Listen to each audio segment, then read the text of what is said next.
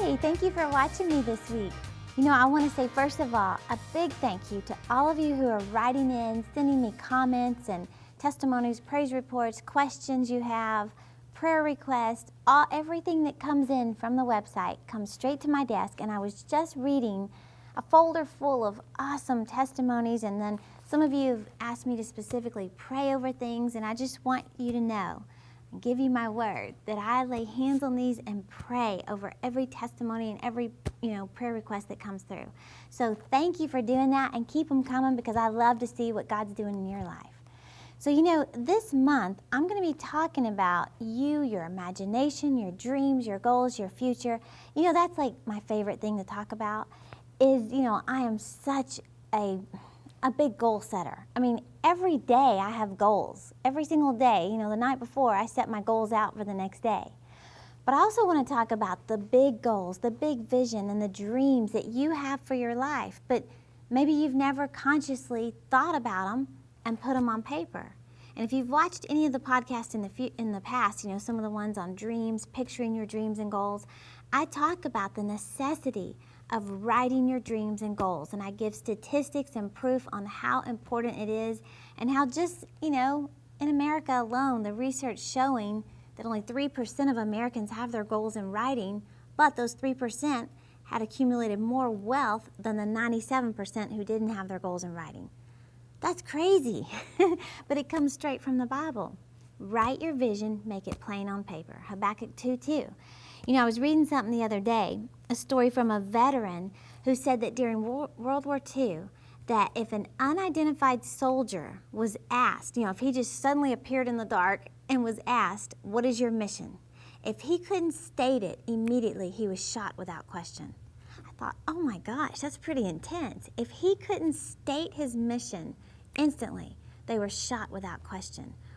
Well, that sounds pretty serious. I think if we were faced with a life or death need to know our mission, our vision, where we're headed, what we're doing, I think we'd be forced to come up with it pretty quick.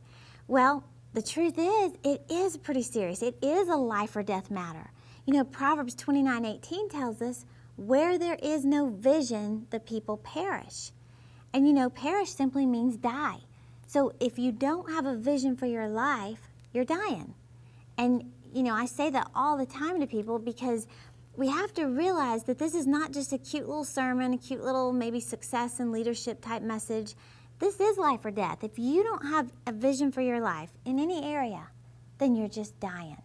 I heard Keith Moore say recently that, when you tell people to think about their future, think about their goals and what they want to accomplish and their vision, if someone responds with, I really haven't given much thought to it, he said, then what you're saying is, I'm content to stay right where I am for the rest of my life. And I don't believe you are. I know I'm not. I don't want to be where I'm at today 5 years from now and 10 years from now. I want to constantly be progressing and growing in my relationship with God, in my fitness, in my finances, in my friendships, and all these areas of my life. But it's not going to happen without a vision. It's not just I'm just going to wake up one day and, wow, I'm so much richer. No, it happens with a plan, with a vision.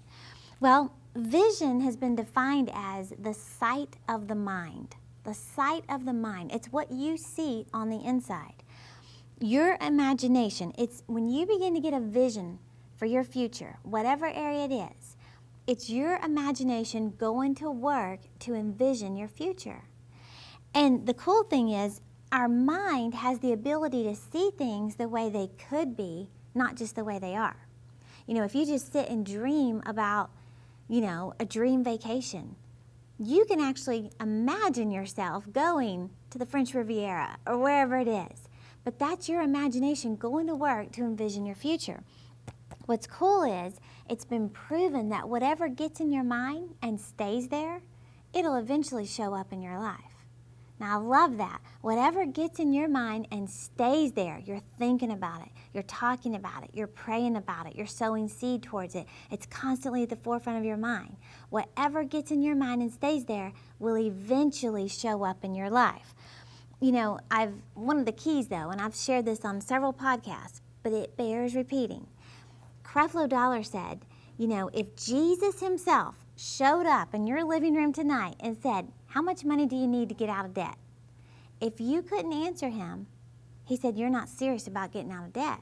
Because if that's your dream, if that's part of your goal or your vision is to get out of debt, then you have that debt at the forefront of your mind. You know exactly to the penny how much you owe. And every month when you pay your bills, you decrease it from that amount. And you're keeping that amount right here at the forefront of your mind. That's your goal. And so if Jesus showed up and said, how much money do you need? You could say $17,245.10. Well, that's the key though, is being specific. You know, Habakkuk didn't just say write the vision. It said write the vision and make it plain. Make it plain. Break it down to exactly what it is that you're believing God for. You know, who do you think God's going to bless? The wishful thinker, the guy who just says, Lord, I need a lot of money. Please give me a lot. Or I'm just praying for increase. Lord, just increase me. Increase my finances. You know, I heard one lady describe it like this. She said, I just imagine, you know, the angels up in heaven, and you know, the angels are sent to obey our voices. They hearken to the voice of God and to the word coming out of our mouth. And she said, just imagine the angels are up in heaven and they hear these prayers, you know, Lord, increase me, give me lots of money. I need a lot of money to get out of debt.